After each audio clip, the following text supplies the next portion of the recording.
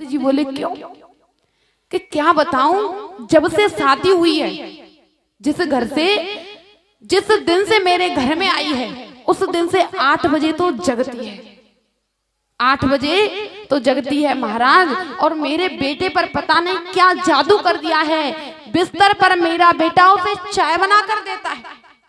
और महाराज सबसे बड़ी बात तो ये है कि घर में तो एक भी काम नहीं करती, घर में एक काम नहीं करती है। और महाराज देखो, कलेक्टर बनेगी, पढ़ने जाती है, स्कूल में, कॉलेज जाती है। अब बताओ मैं दुखी हूं कि नहीं? संत जी बोले अच्छा ऐसी बात, बड़ी कुलक्षणी बहू है महाराज, बड़ी कुलक्षणी, लक्ष्मी नहीं है कुलक्षणी। संत जी बोले अच्छा, तो माता जी क्या आपकी कोई बेटी नहीं है? बहू तो है पर क्या बेटी नहीं है? बोली बेटी है महाराज, बेटी की तरफ से तो बिल्कुल आत्मा संतुष्ट है। कैसे? मेरी बेटी 1 नंबर की लक्ष्मी है, लक्ष्मी। संत जी बोले कैसे, बेटी की तरफ से कैसे सुखी हो? तो बोली महाराज जिस दिन से शादी हुई है ना, तो अपने ससुराल में 8 बजे तो जगती है, 8 बजे तो मेरी बेटी जगती है। अच्छा, और महाराज हमारे जो मेहमान है ना बेटी के घर के, मेरी बेटी की इतनी सेवा करते हैं, बिस्तर पर ही चाय बना कर दे देते हैं, मेरी बेटी खड़ी नहीं होती पहले ही चाय बन जाती है। अच्छा, और महाराज घर में एक काम नहीं करती, कुछ काम नहीं करती, और कुछ पैसों के कारण पढ़ाई यहाँ पूरी नहीं हो पाई, तो महाराज वहां पढ़ती भी है, पढ़ाई भी करती है, पर लेकिन मेरी बहू 1 नंबर की कुलक्षणी। जो काम बेटी करती है वो तो लक्ष्मी है, और वही काम बहू करती है तो वो कुलक्षणी है। ऐसा भेदभाव बना दिया है। तो सुखदेव जी कहते हैं परीक्षित, जो भेदभाव करे उसे तो भगवान बिल्कुल ही नहीं मिलते।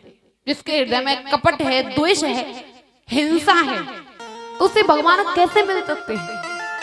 जब तक हृदय में प्रेम नहीं होगा।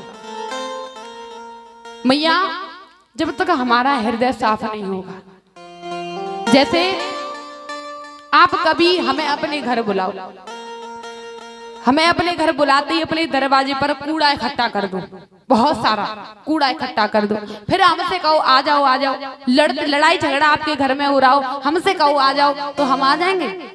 हम कहें नहीं मैया बाद में आएंगे, फिर कभी आएंगे, ऐसे करके चले जाएंगे। ये हमारा हृदय क्या है? एक घर है, ये हृदय घर है, और इस हृदय में कूड़ा कचड़ा पड़ा हुआ है। किस चीज का? विकार का, वासनाओं का, द्वेष का, हिंसा का। जब तक इस हृदय की हम सफाई नहीं करेंगे तो भगवान को आने में भी शर्म लगेगी। जब हृदय हमारा गंदा है तो भगवान क्यों आएंगे? जब तक हृदय साफ नहीं होगा तो भगवान भी नहीं आ सकते।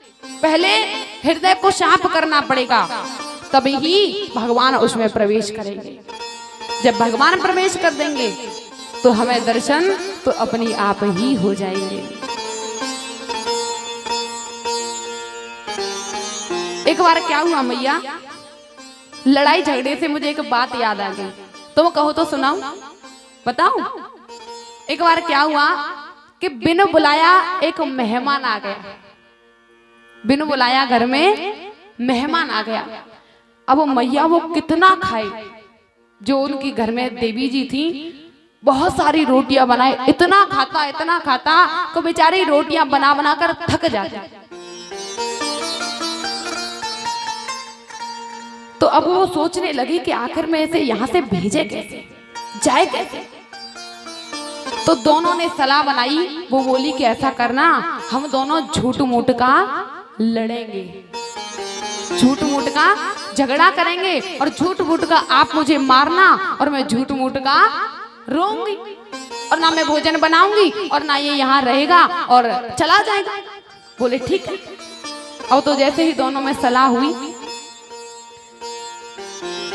रिश्तेदार बेचारा बाहर बैठा हुआ था, भोजन का इंतजार कर रहा था कि कब भोजन आए, कब भोजन करे। अब तो जैसे ही बोले कि नाटक शुरू करें, बिल्कुल। अब तो उसने एक डंडा लिया और दीवार में मारने लगा। वो चिल्लाने लगी, हाय मैया मार दई, हाय मैया मार दई। अब तो बोला कि भोजन बनाएगी कि नहीं बनाएगी, रोटी बनाएगी कि नहीं बनाएगी। बोली बिल्कुल नहीं बनाऊंगी, बिल्कुल नहीं बनाऊंगी। जोर जोर से चिल्लाने लगी। अब उसे लगा कि महाराज आज तो रोटी मिलेंगी नहीं। क्यों नहीं मिलेंगी? क्योंकि भोजन बनेगा ही नहीं तो मिलेगा कहां से। लड़ाई हो गई। अब तो उसने अपना बोलिया बिस्तर उठाया, कंधे पर रखा और जाने लगा। अब तो जैसे ही उजागर देखा कि गए, बड़ी शांति मिली। बोली अब तो चुप हो जा।